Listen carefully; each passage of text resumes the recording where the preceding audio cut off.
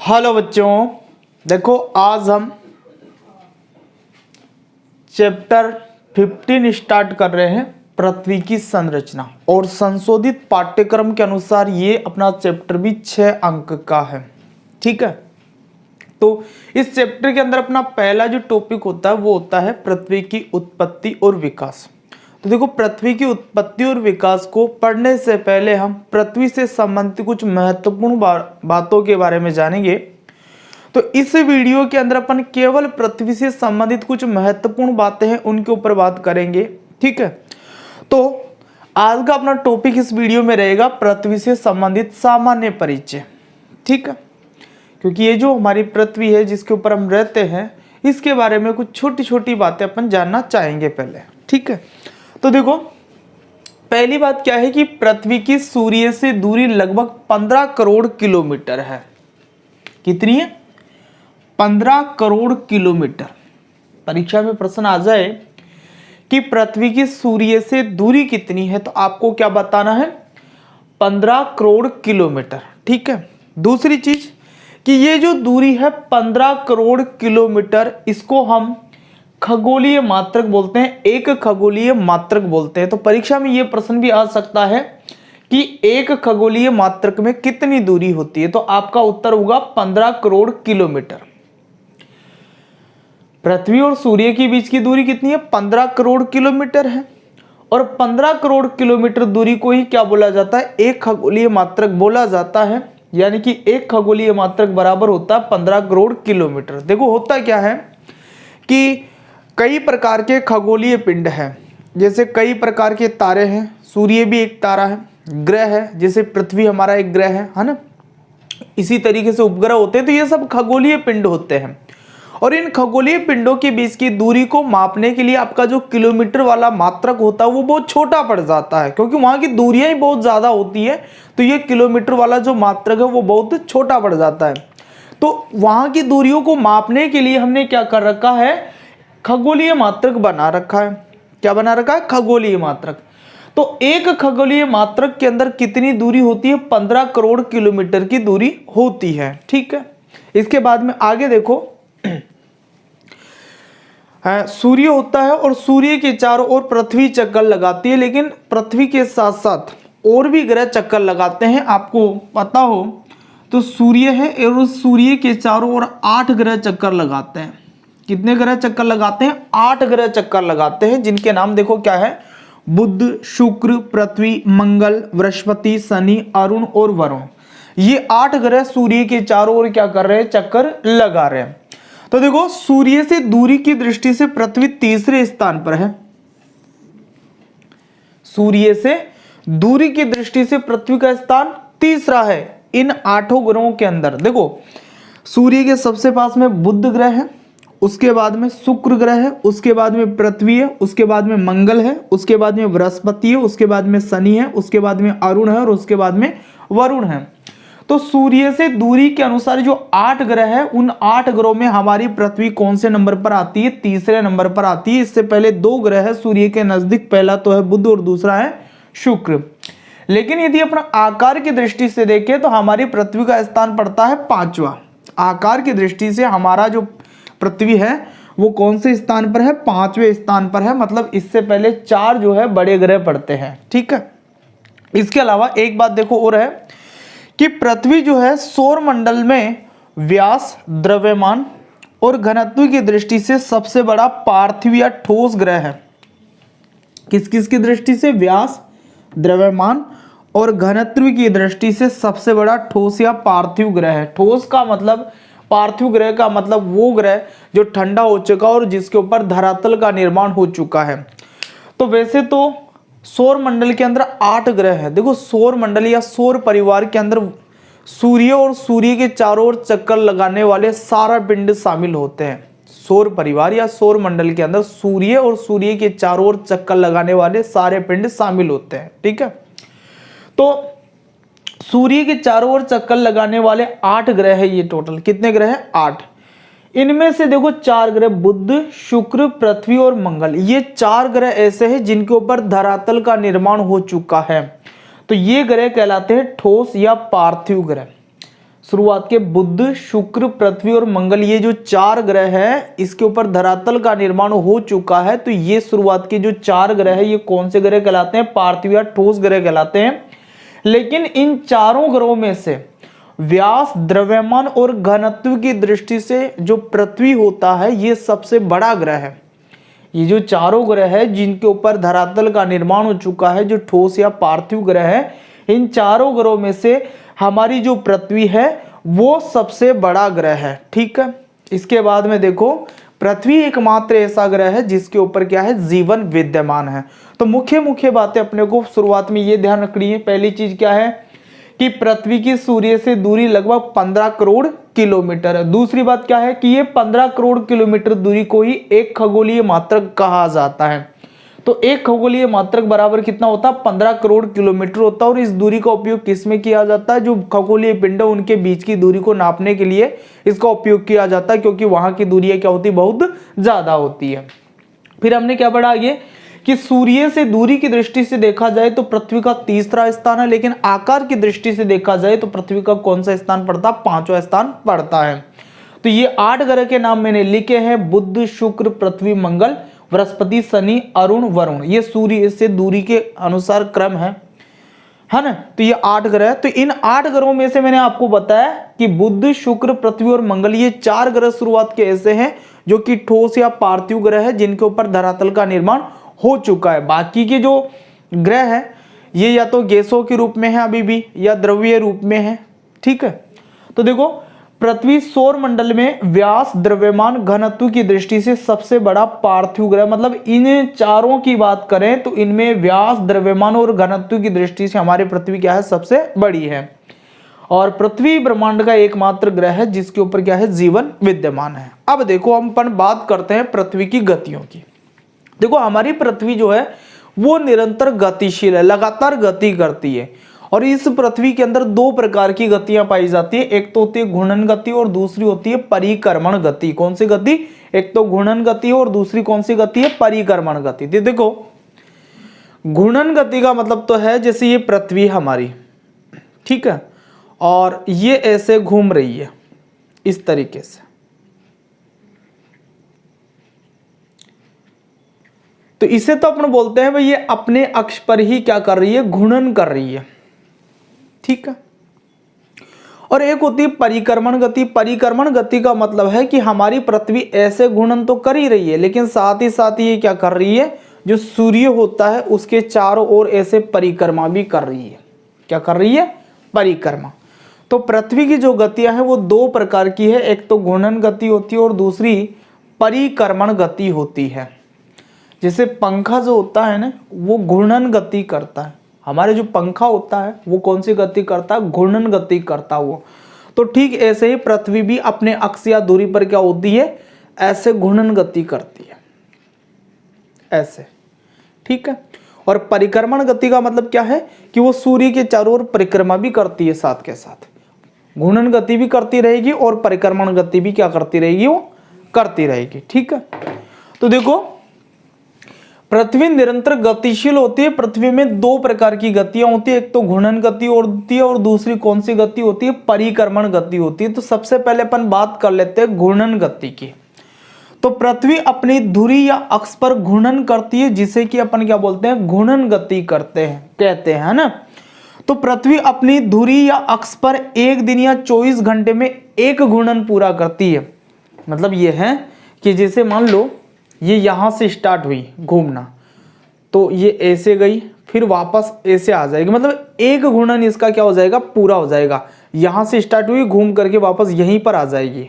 तो इसको एक घूर्णन पूरा करने में कितना समय लगता है? 1 दिन का या 24 घंटे का समय लगता है। तो पृथ्वी को एक घूर्णन पूरा करने में जो समय लगेगा ना वो पृथ्वी का घूर्णन काल कहलाता है भाई।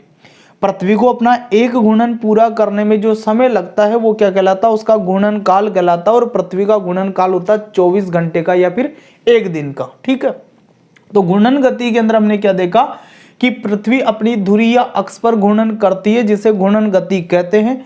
पृथ्वी अपनी धुरी या अक्ष पर 1 दिन या 24 घंटे में एक घूर्णन पूरा करती है या फिर एक चक्कर पूरा लगा लेती है। तो इसलिए पृथ्वी का घूर्णन काल कितना है?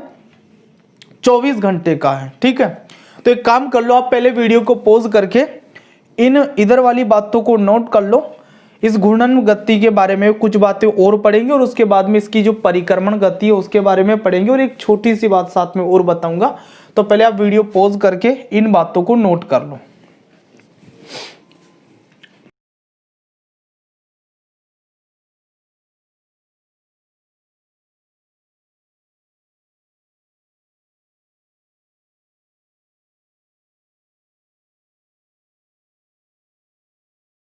तो अब देखो भाई, हमने पढ़ा भाई पृथ्वी क्या कर रही है, अपनी धुरी पर घूम रही है। जैसे मान लीजिए ये पृथ्वी है, पृथ्वी ऐसे गोलाकार होती है, ऐसी नहीं होती है। तो ये ऐसे क्या होती है, घूमती है। इसको बोलते हैं अपनी धुरी पर घूमना। धुरी पर घूमने का मतलब कुछ इस तरीके से आप समझो, जैसे गोला है पूरा और उसके अंदर से हमने एक राड घुसा दी। जैसे मान लीजिए ये दोनों राड़े हैं, एक तो ये और एक ये। अब इन दोनों राड़ों की सहायता से हमने क्या कर, इसको ऐसे घुमा रहे हैं। तो ये पूरी जो रोड है इसके अंदर से होते हुए निकली है, ये इसकी क्या है, धुरी या अक्ष है।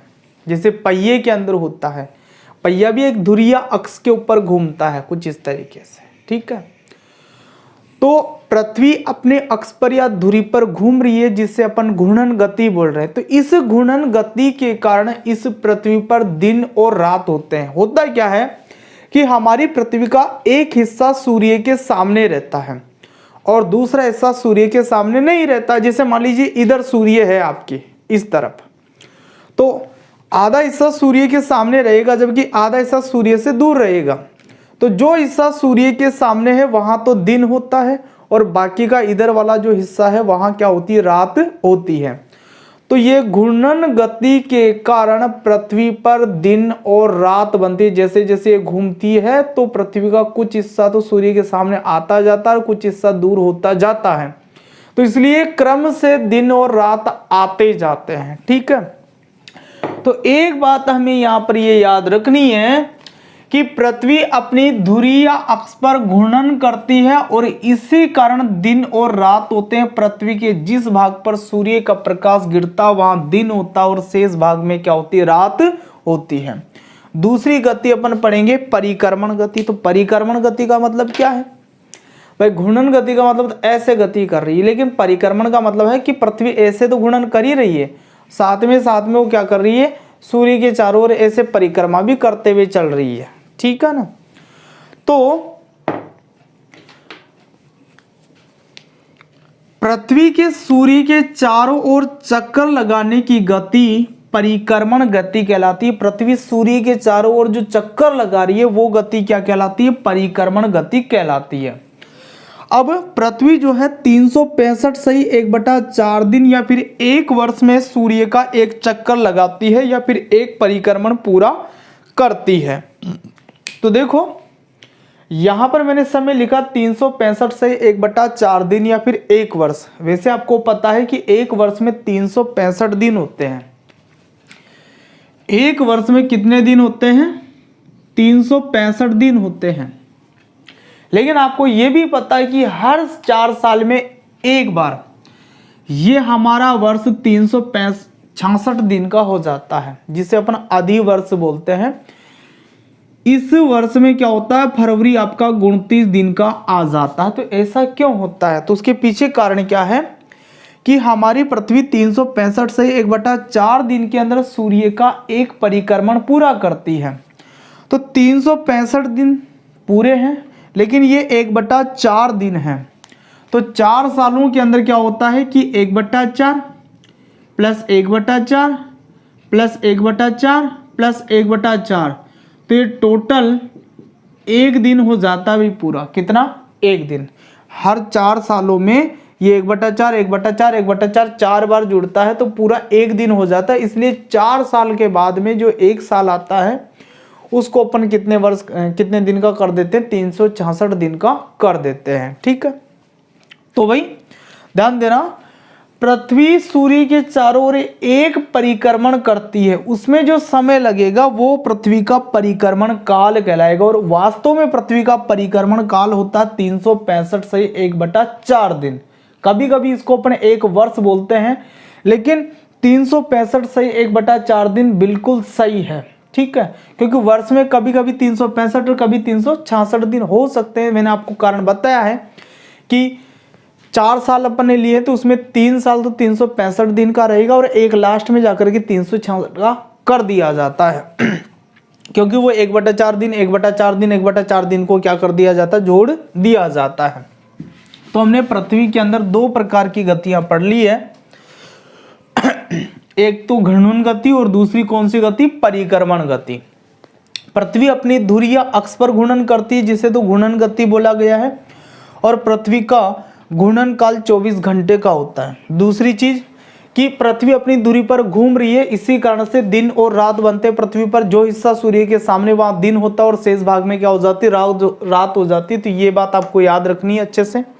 इसके बाद में देखो, पृथ्वी सूर्य के चारों ओर चक्कर लगा रही है, परिक्रमण कर रही है, तो वो उसकी परिक्रमण गति और पृथ्वी का परिक्रमण काल कितना होता है, 365 से 1/4 दिन का होता है। ठीक है, ये बातें तो आपने नोट कर ही ली थी, इसको मैं मिटा रहा हूं। एक छोटी सी बात और देख लो,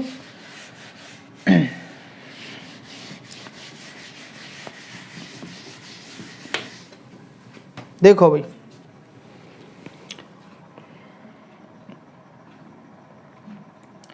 पृथ्वी अपने अक्ष या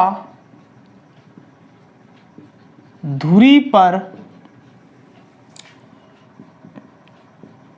सीधी नहीं है।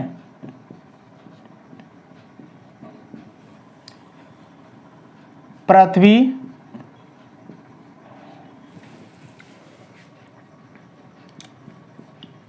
अपने अक्ष पर 23.5 डिग्री पर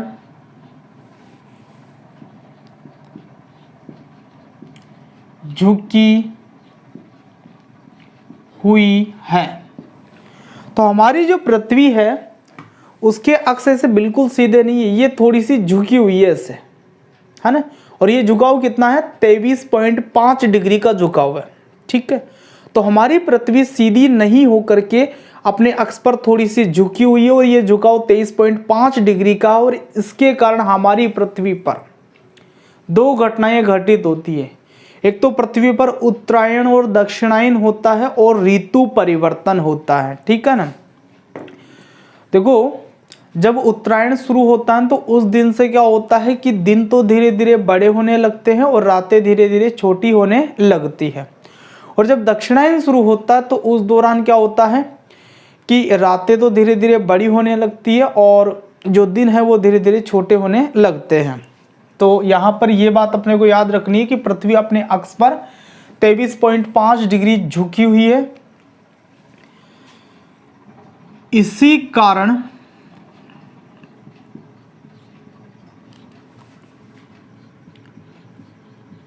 पृथ्वी पर उत्तरायण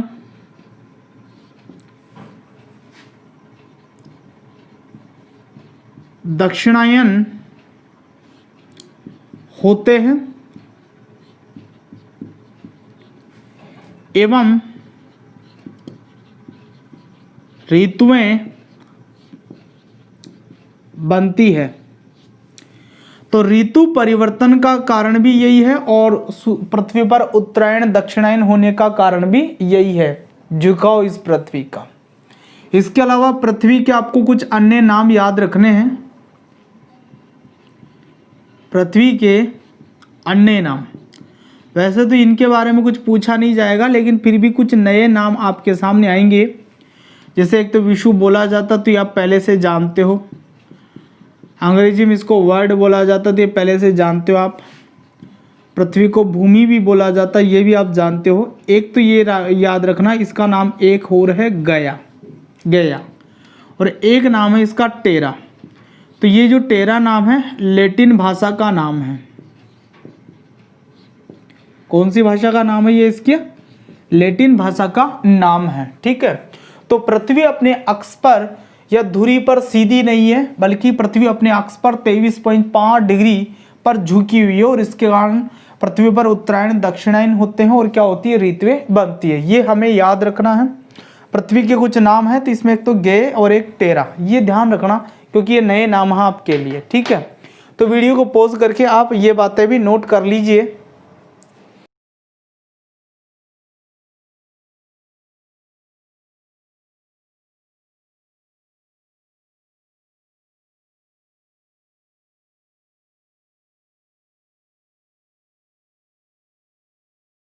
ठीक है, अभी कर लिया नोट आपने। तो आज हमने पृथ्वी से संबंधित एक सामान्य परिचय किया है, जो आगे इस चैप्टर में कहीं ना कहीं अपने काम आएगी, ऐसी बातें अपन ने पढ़ी है, या कुछ एक आध छोटे प्रश्न भी इन बातों में से बनते हैं जो मैंने आपको बताए हैं। अब नेक्स्ट वीडियो के अंदर अपन पृथ्वी की उत्पत्ति और विकास के बारे में बात करेंगे। तो मिलते हैं फिर नेक्स्ट वीडियो में, तब तक के लिए ऑल द बेस्ट।